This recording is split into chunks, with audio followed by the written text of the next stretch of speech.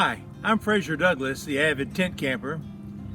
In this video, I want to talk about camp shelters. Now, some people call these kitchen shelters or dining shelters or kitchen flies, dining flies.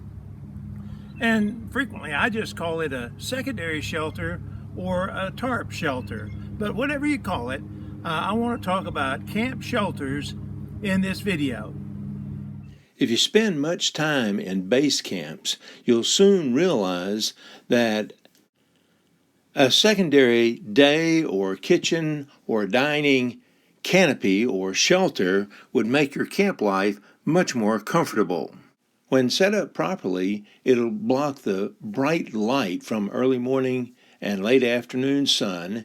It'll also provide cooling shade during the middle of the day.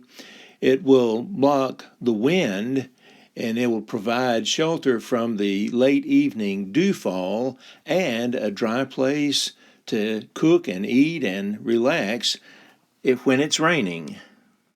But before you go out and buy the first shelter you find, let me tell you 4 important features to consider. First of all, you'll want a shelter that measures at least 10 feet by 10 feet so that you'll have enough room to cook and wash dishes and move around without bumping in to your camping partners. Although you'll see that most campers set their shelters up around large picnic tables, I suggest that you do not set it up around the picnic table. Instead, pack 2 or 3 small utility tables and set these tables up around the edge of the shelter where the roof is not quite as high.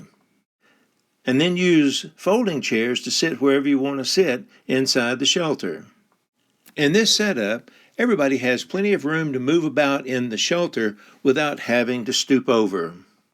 The second feature to look for is a height of at least 7 feet. The reason I say this is because several cheaper shelters are only about 6 feet or 6.5 feet tall, and that means that tall people will have to stoop over when they enter the shelter and sometimes when they're walking around inside the shelter. The third feature to look for is a waterproof roof, and the reason I say this is because many economically priced sun shelters are not waterproof. The fourth feature to consider is that the shelter has at least 2 sidewalls. Now, many shelters come without sidewalls, but you can buy sidewalls for them or make sidewalls, but you should figure the cost of the sidewall into the cost of your shelter. In cool weather, you could block one side with your tent and set up a campfire just outside the fourth side to provide warmth and comfort, or you could add 2 more sidewalls to completely enclose the shelter and then add a portable heater inside to provide warmth and comfort. So now let me talk about some common types of camp shelters. If you drive around a popular state or federal campground, you'll see lots of screen houses, usually set up around picnic tables. But screen houses are expensive. The better ones typically run between $300 and $500. For example, these clam type quick setup screen rooms with 3 wind panels cost a little bit less than $300. And most of the time you don't need them. It is very rare that I have ever camped in a place where I felt like I needed to have a screen house to protect me from mosquitoes or flies. And screen houses tend to hold in a little heat, which could be good in cool weather, but not so good in hot weather. If you decide that you really want a screen house, then you should look at this Eureka Northern Breeze 12 foot by 12 foot that is available from Cabela's and Amazon.com for about $450. Pop-up instant shelters are also very popular, in many developed state and federal campgrounds. But these shelters vary considerably in terms of their quality. Some are very good, but a large number of them are either too short, too small, or not waterproof. Furthermore, they are very heavy, weighing about 50 pounds, and require considerable packing space. If you decide to get one of these shelters, you should look for a commercial grade, which will cost between $200 and $300. This Urmax commercial grade 10 by 10 shelter is waterproof, comes with 4 sidewalls, and sells for $250. In my opinion, sun and rain camp shelters without screen walls would be a very good choice, but you don't see them very often in campgrounds.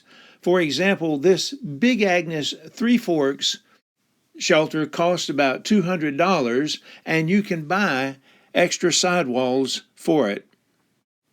Many campers just use tarps to provide partial sun and rain protection, but without sidewalls, the early morning and late afternoon sun can be very bright, and wind can make life under the tarp uncomfortable, especially when it's raining.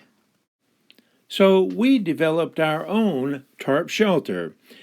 It basically is an 8 by 10 tarp that has an enclosed lean-to on one side and a vertical sidewall on another side.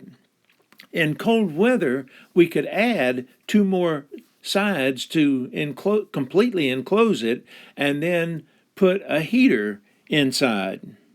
Now, I've already described how to set this tarp shelter up in a video that I published about a year ago, March the 2nd of 2018, but I want to tell you a little bit more about the materials that are needed to make this shelter.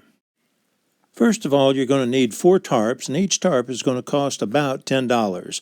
You'll need one for the top, one for the vertical sidewall, one for the back wall, and one cut in half for the 2 end walls to the lean-to. All parts of the tarp could be made from 4 8 by 10 tarps, but we prefer a 10 by 10 tarp for the lean-to back wall. You'll also need 3 8-foot poles and 1 6-foot pole to make the low corner so that water will drain off the top tarp. My favorite tarp support poles are these Eureka nesting backpacker poles. We bought them over 10 years ago when they were fairly inexpensive, but now they are quite expensive, about $30 a pole. Let me show you how they work.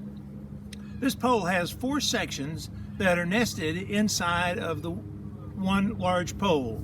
To get to them, I just remove that end cap,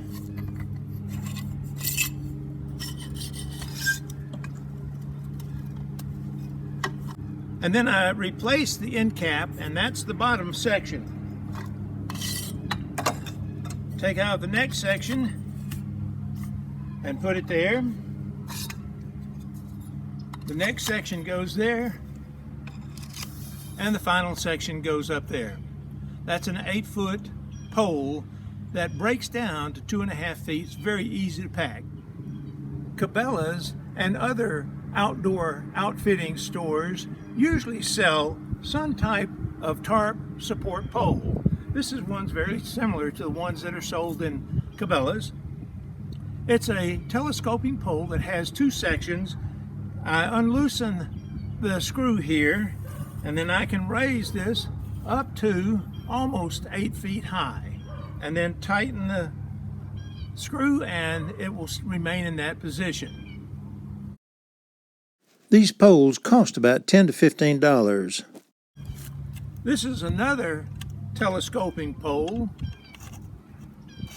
It has a little metal lock here, and you can raise that pole up to almost 8 feet. Some of them extend up above 8 feet. When you put pressure down on the pole, this little metal lock locks it in place.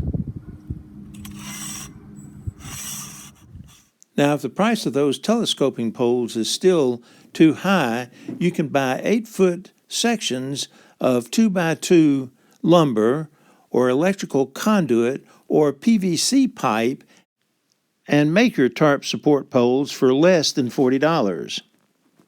You'll need about 150 feet of 3mm utility cord or 450 paracord to make your guy lines.